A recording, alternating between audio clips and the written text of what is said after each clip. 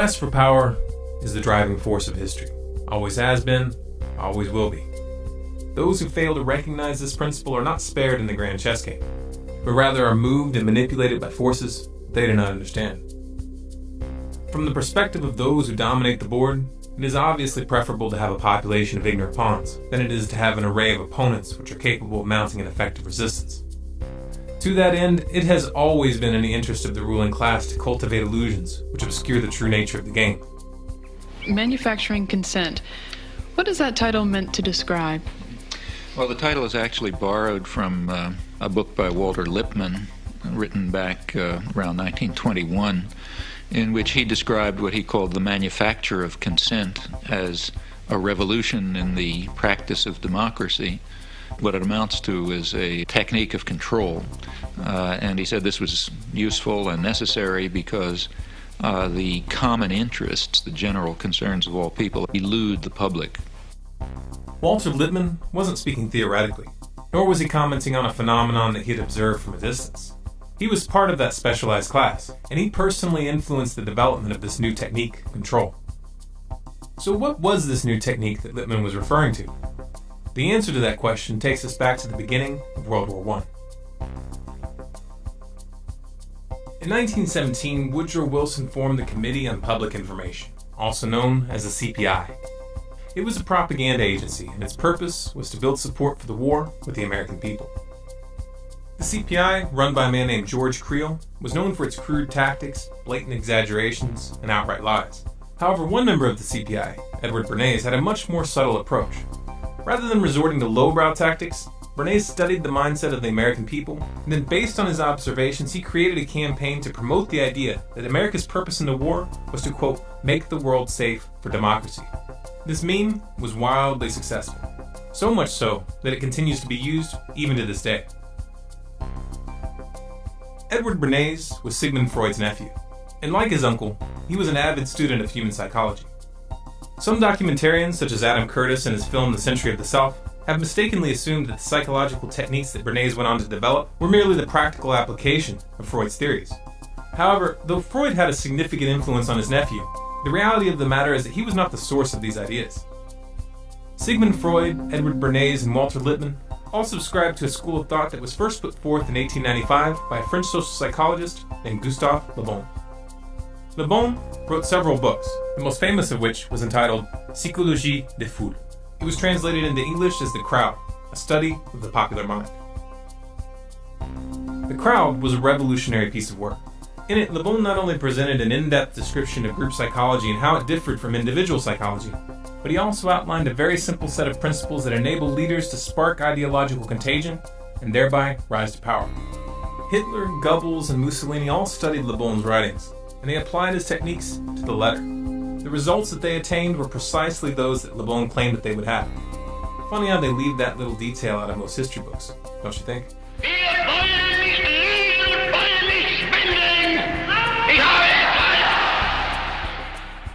Sigmund Freud's book, Group Psychology and the Analysis of the Ego, was in fact a direct critique of the writings of Gustave Le Bon and William McDougall, which focused on the relationship between individual psychology and group psychology, and explained how human groups can be controlled for long periods of time through the manipulation of group identity, belief systems, and social structures. Edward Bernays studied the writings of Freud, Le Bon, Wilfred Trutter, Walter Lippmann, and many others. He then combined their perspectives and synthesized them into an applied science. The success of his Make the World Safe for Democracy meme during the war, both at home and abroad, planted the seed of an idea in Bernays' mind. Could group psychology tactics be applied during peacetime? When I came back to the United States, I decided that if you could use propaganda for war, you could certainly use it for peace. And propaganda got to be a bad word because of the Germans using it. So what I did was to try to find some other words. So we found the word Council on Public Relations. In 1919, Bernays opened the world's first public relations office. He named his agency the Council on Public Relations. It occurred to me that any young debutante who was aware of the times and of herself as a woman being discriminated against, would be delighted to walk in the Easter parade with her bow to dramatize the idea that cigarettes were indeed torches of freedom, to validate and to invalidate the taboo against women smoking. So I called up a debutante friend of mine, asked her to get another friend and two young men whom they liked, and I also instructed them on how to give information about what they did to the newsreels, weekly newsreels, to the newspapers, to the three important press associations, the AP, the United Press, and International News Service, and to walk from 34th Street to 57th and back and forth, lighting torches of freedom to protest man's inhumanity to women by a taboo against smoking. Next morning, there wasn't a newspaper in the United States, even the New York Times had a front page story, "Debutantes light torches of freedom to protest man's inhumanity to women by a taboo against smoking, lighting cigarettes in their walk." The interesting thing to me was that within 3 days, the newspapers, without any intercession on my part, published accounts that women were smoking in Union Square in San Francisco, in Union Square in Denver, and on the Boston Commons. This was Bernays' specialty, engineering social trends for clients, and he was very, very good at it. Perception was now a commodity, for sale to the highest bidder. Bernays aided the CIA and United Fruit Company, known today as Chiquita Brands International, in a successful campaign to topple the democratically elected Guatemalan government in 1954. He headed up the public relations campaign to garner support for the fluoridation of municipal water supplies on behalf of the aluminum mining company, Alcoa Incorporated, who was looking for a cheap way to dispose of their industrial waste. And he even helped the company convince the American public to eat heavier breakfast so that they would buy more bacon. What made Bernays so successful was his skill in applying 3 psychological tactics. 1. Creating carefully calculated associations with the subconscious fears and desires of individuals. 2. Influencing opinion leaders and perceived authority figures in order to reach those who follow them. 3. Initiating the contagion of behaviors and ideas through social conformity. Bernays wrote several books promoting these psychological tactics, including Propaganda and Crystallizing Public Opinion. In these books, he specifically encouraged governments and corporations to use his methodology to manipulate public perception. This suggestion did not fall on deaf ears. His techniques worked so well that they were adopted by virtually every sector that sought to influence the public. Media, politics, advertising, even the military. As Walter Lippmann had indicated, it was a revolution. Joseph Goebbels, Hitler's propaganda minister, found Bernays' approach very useful. Bernays acknowledged this fact in his 1965 autobiography entitled Biography of an Idea, where he wrote, "Carl von Wiegand, foreign correspondent of the Hearst newspapers, an old hand at interpreting Europe and just returned from Germany, was telling us about Goebbels and his propaganda plans to consolidate Nazi power. Goebbels had shown Wiegand his propaganda library, the best Wiegand had ever seen. Goebbels, said Wiegand, was using my book Crystallizing Public Opinion as a basis for his destructive campaign against the Jews of Germany. Obviously, the attack on the Jews of Germany was no emotional outburst of the Nazis, but a deliberate, planned campaign." The events that transpired in Nazi Germany stunned the world, and they inspired several prominent psychologists to investigate how populations are convinced to commit atrocities. In the process, they inadvertently established the science behind Le Bon's and Bernays' methods. In 1951, psychologist Solomon Asch set out to study and measure the effects and causes of social conformity and its ability to alter perception.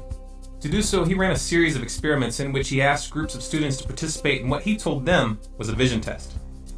In reality, all but one of the participants in each test were actually actors, each of whom had been prepped to give specific answers at specific times.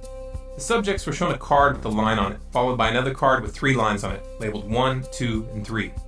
They were then asked which line in the second card matched the line on the first card in length. The lines were made in such a way that the correct answer was obvious. Each member of the group was asked to give their response one at a time, and the real participant always answered last or next to last. For the first 2 trials, the actors gave the obvious correct answer. However, beginning on the 3rd trial, they would all give the same wrong answer. The goal was to ascertain how many people would conform to the perception of those around them when the group's position contradicted their own senses. The results surprised Ash. He had believed that the majority of participants would not conform and give an answer that was obviously wrong. However, results showed that 37% of people would conform to the crowd consistently, and 75% conformed at least some of the time. Ash was uncertain as to whether this conformity was limited to social compliance, or whether it was actually influencing perception on a neurological level. In 2005, neuroscientist Gregory Burns sought to answer this question. Burns created a variation of Ash's experiment, this time measuring brainwave activity during the test to determine at what level of the brain this conformity was taking place. The results showed very clearly that the occipital and parietal lobes were the most active when the participants were answering incorrectly. This meant that conformity was actually altering the perception of the test subjects at the neurological level. Take a moment and register what that means. Social conformity literally causes the brain to rewrite our reality.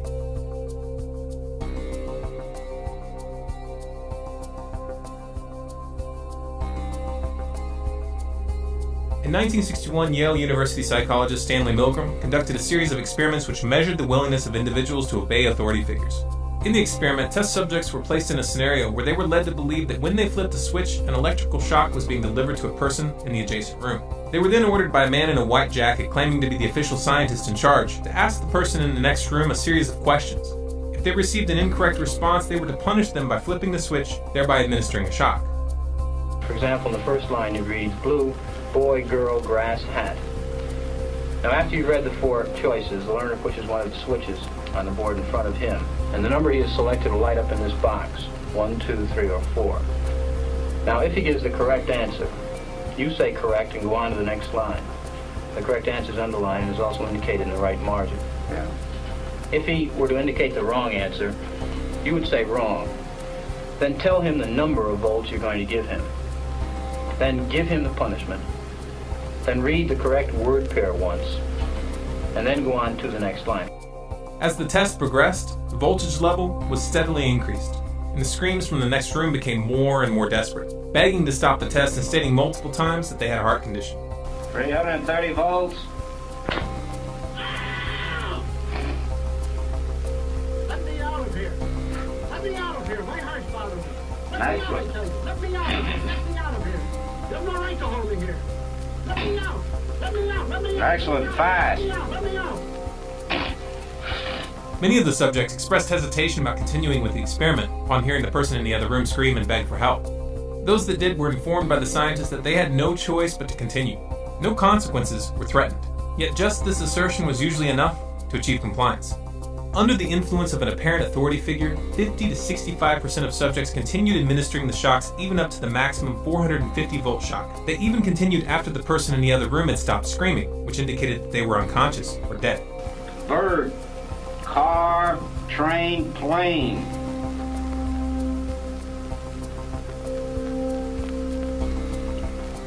Go on, please, with the procedure. Please answer.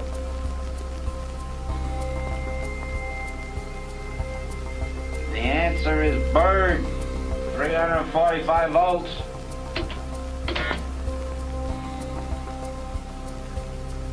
Blunt, knife, stick, word, arrow. Answer, please. Continue, please. The answer is arrow, 360 volts.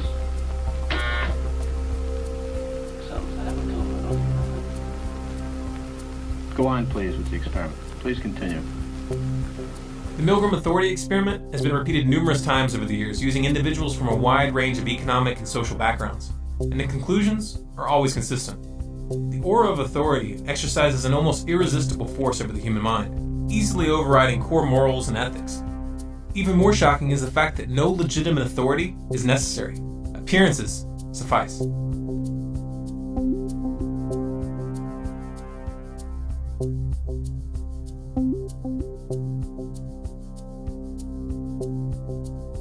The invisible government that Walter Lippmann, Edward Bernays, and Woodrow Wilson had referred to was not just an abstract concept. It was a very real and concrete reality, and they were well positioned to comment on it because they directly participated in its creation. It all started as an inquiry. The inquiry, to the select few who knew, was a group of 150 men assembled by Woodrow Wilson to gather the data that they thought necessary to, quote, make the world safe for democracy after World War I was over. Among the known members of the inquiry were Walter Lippmann, Paul Warburg, better known as the father of the Federal Reserve, and Edward House, Wilson's closest advisor, the man responsible for convincing Wilson to sign the Federal Reserve Act in 1913. From 1917 to 1918, the group compiled over 2,000 documents to be used during post-war negotiations. The most famous of these was the 14 Points document, authored by Walter Lippmann, which proposed the creation of the League of Nations, the predecessor of the United Nations. Then, to my surprise, they asked me to go over with Woodrow Wilson to the peace conference. And at the age of 26, I was in Paris for the entire time of the peace conference that was held in the suburb of Paris, and we worked to make the world safe for democracy. That was a big slogan. After the Paris Peace Conference in 1919, a portion of the inquiry met at the Hotel Majestic with a number of British diplomats to discuss the forming of a permanent institution. This meeting eventually led to the decision to join forces with a group of high-ranking officers of banking, manufacturing, trading, and finance companies led by Elihu Root, a powerful corporate lawyer who was also a former United States Secretary of War and leading advocate of America's entry into World War I. On July 29, 1921, the merged group filed a certification of incorporation, officially forming the Council on Foreign Relations, also known as the CFR. The CFR went on to build a membership comprised of the world's most powerful business leaders, politicians, and corporations. Among the corporate members are Goldman Sachs, JP Morgan, Chevron, Exxon, Shell, BP Oil, General Electric, Raytheon, Lockheed Martin, Northrop Grumman, Boeing, Bloomberg, Rothschilds North America, and DynCorp International. You can find a complete list on the CFR website. It's good to be back at the Council on Foreign Relations. As Pete mentioned, I've been a member for a long time and was actually a director for some period of time. I never mentioned that when I was campaigning for re-election back home in Wyoming. Thank you very much, Richard, and I am delighted to be here in these new headquarters. I have been often to, the mothership in New York City. But it's good to have an outpost of the council right here down the street from the State Department. We get a lot of advice from the council, so this will mean I won't have as far to go to be told what we should be doing and how we should think about the future. John Foster Dulles, Secretary of State under President Eisenhower, is listed as one of the founding members of the CFR on their own website. It was Dulles that convinced Eisenhower to use the CIA to topple the democratically elected Prime Minister of Iran, Mohammad Mossadegh, in 1953. The Shah, the puppet who was installed in his place, was a brutal dictator. He enjoyed full support from the U.S. government until he was overthrown in the Islamic Revolution of 1979. Dulles was also the man behind the 1954 CIA coup in Guatemala, and remember, Bernays ran the propaganda for that operation. The tactic that Bernays chose was to convince the public that the Guatemalan government was backed by the Soviets.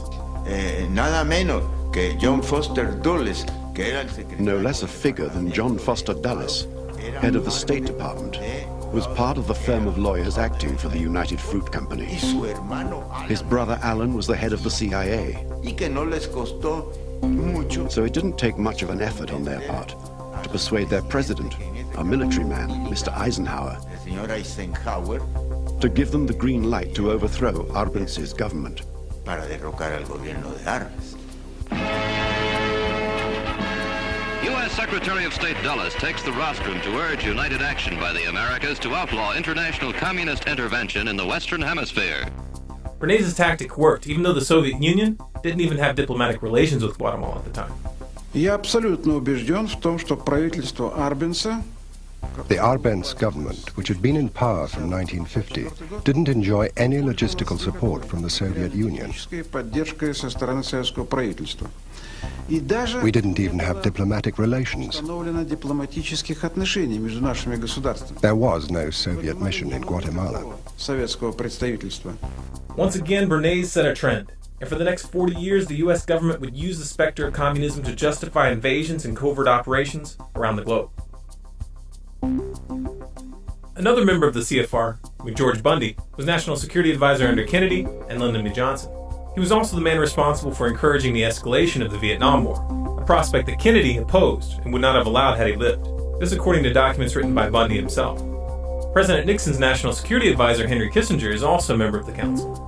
Kissinger was the man behind the CIA coup which overthrew the democratically elected president of Chile, Salvador Allende. The puppet they installed in Allende's place, Augusto Pinochet, was another brutal dictator who tortured and killed thousands of his own citizens. The U.S. government politely looked the other way. Carter's National Security Advisor, Zbigniew Brzezinski, is also a member of the council. In 1972, I became director of the Trilateral Commission, an American, Japanese, West European public organization.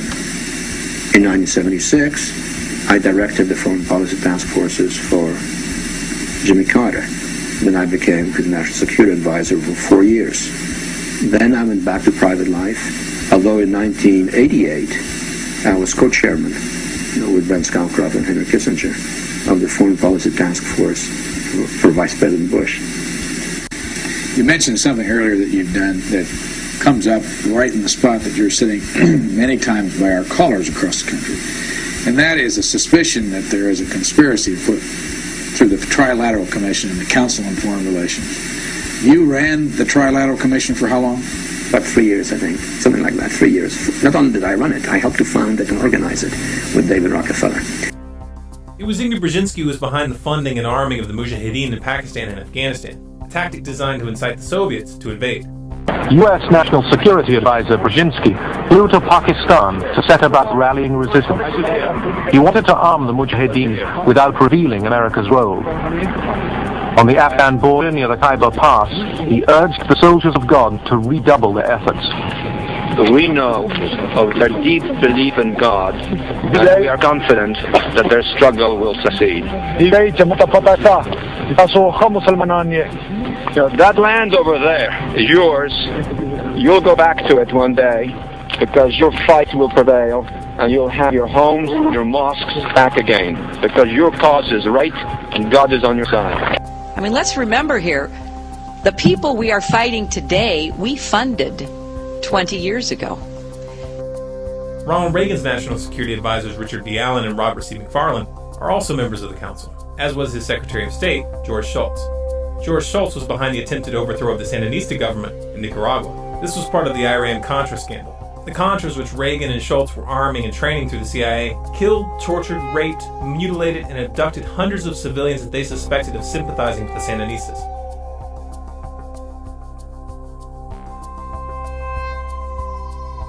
George H.W. Bush was a director of the CFR from 1977 to 1979, and his Secretary of State, James Baker, is a current member. You might remember this clip from 2012 where Baker and Clinton joked about the plan to take out Iran. There will also be many, many side effects, all of them adverse, from an Israeli strike. But at the end of the day, if we don't get it done the way the administration's working on it now, which I totally agree with, then we ought to take them out. Secretary Clinton. Well, we're working hard. We're working hard. I said at the end of the day may be next year. It will be next year. Kind of sounds like an inside joke, doesn't it? 1 year after this interview, the Obama administration attempted to initiate an attack on the Syrian government. This was designed to draw in Iran, which has a mutual defense agreement with Syria. Obama took an indirect route by funding and arming militants who then committed atrocities and blamed them on government forces. Sound familiar? Well, perhaps that's because Zbigniew Brzezinski was Obama's personal mentor. Somebody who has over decades trained some of the most prominent foreign policy specialists, not just in the Democratic Party, but has trained a number who ended up in the Republican Party as well. He is one of our most outstanding scholars, one of our most outstanding thinkers. He has proven to be an outstanding friend and somebody who I've learned an immense amount from.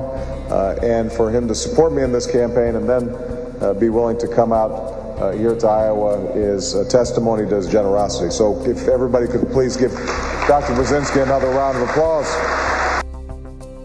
Bill Clinton is also a member of the council. and his Secretary of State, Madeleine Albright, is currently serving on the board of directors. Madeleine Albright was in charge of the sanctions on Iraq that were in place during the entire Clinton administration. We have heard that 500,000 children have died. I mean, that's more children than died in Hiroshima. And you know, is the price worth it? I think this is a very hard choice, but we think the price is worth it.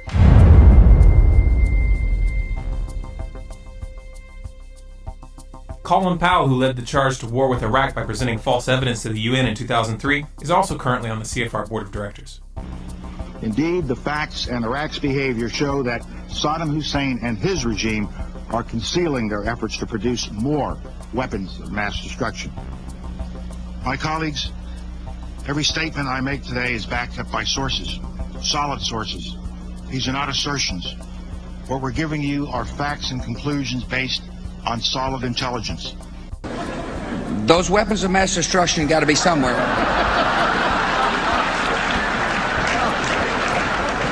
Nope, no weapons over there.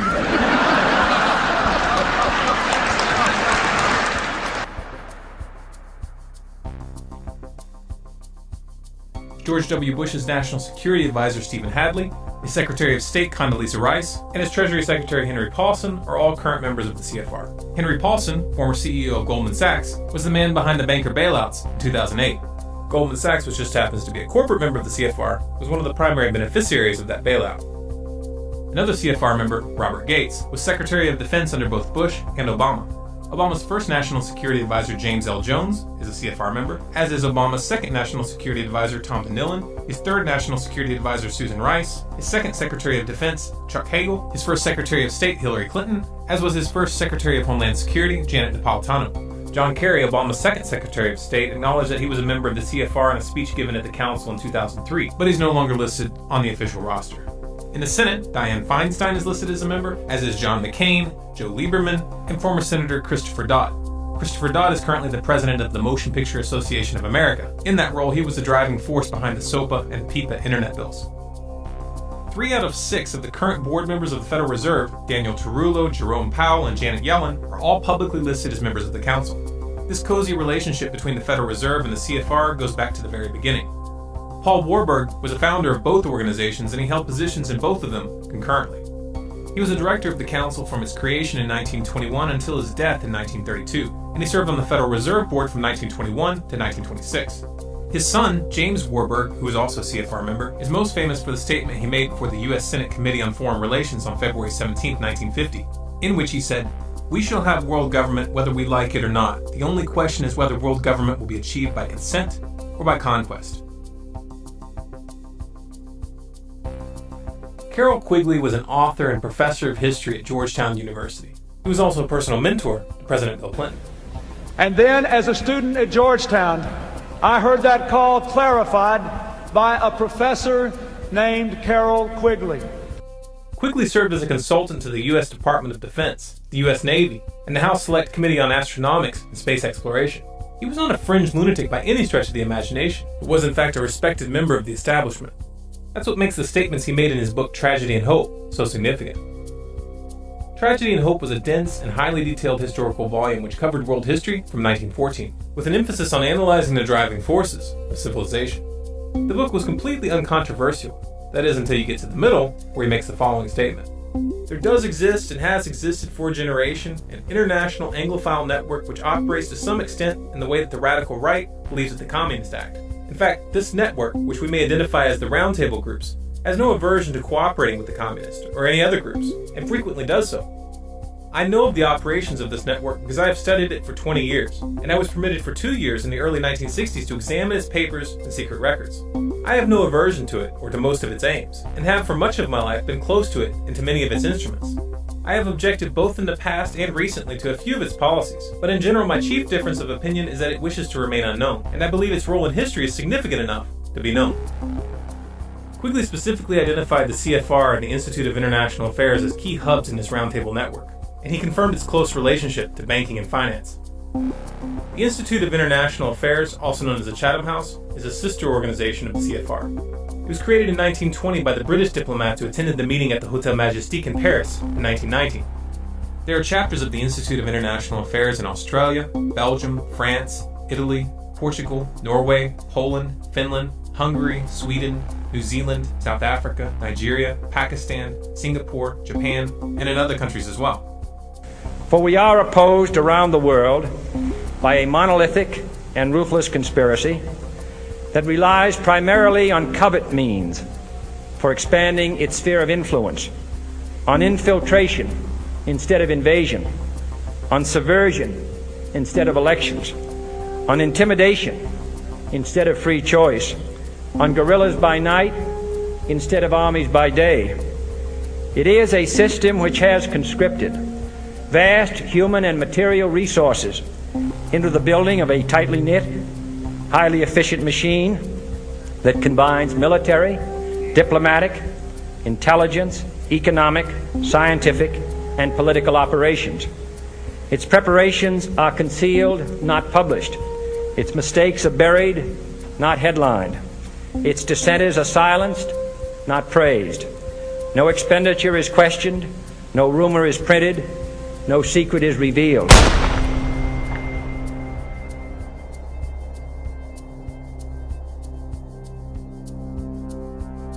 The secret to the power that the Council on Foreign Relations and the other roundtable groups wield lies in a clever application of the techniques that Bernays developed.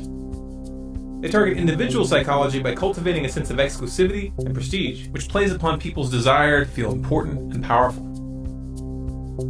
Like Bernays, they manipulate the public indirectly by targeting opinion leaders and authority figures. By influencing their membership, which is comprised of men and women in the highest levels of government, business, and finance, they hijack the phenomenon observed in the Milgram authority experiments while bypassing the electoral process. Most of the meetings held at the CFR are run under Chatham House rules, meaning that the ideas discussed there may be used and spread by those present, but no one is allowed to mention where those ideas came from. I would like to remind the audience, it says here, that this meeting is not for attribution. This means that participants are welcome to make use of the information received at the meeting, but neither the identity of the speakers nor that of any other participant may be revealed, nor may one cite a council meeting as the source of the information.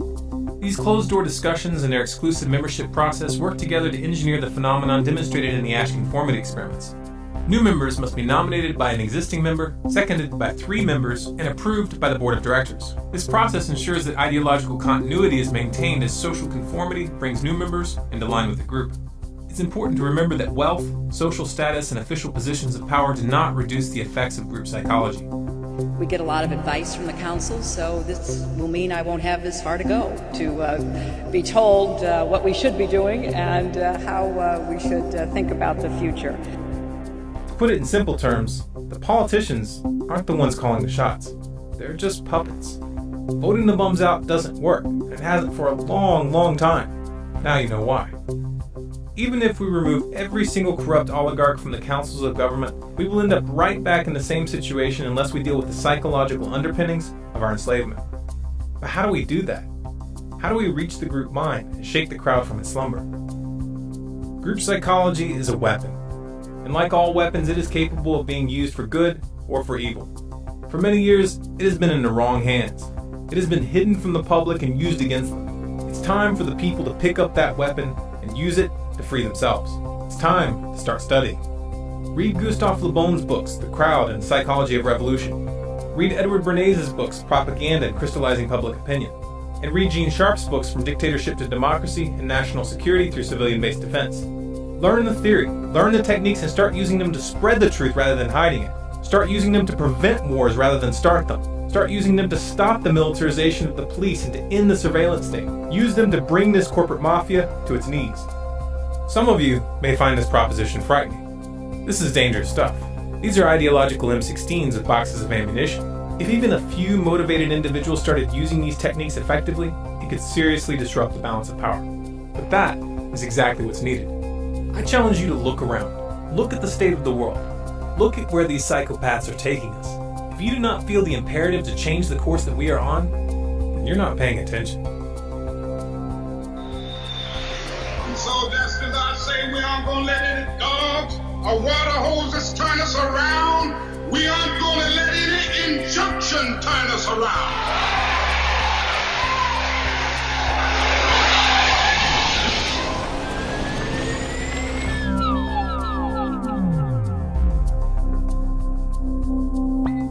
feel as strongly as we do that the public needs to see this information, then make a commitment to get this film into the hands of as many people as possible. Share it through social media, post it on your website, send it to your friends via email, or pass it out on the street. You have permission to download this video and distribute it and display it in any non-commercial way.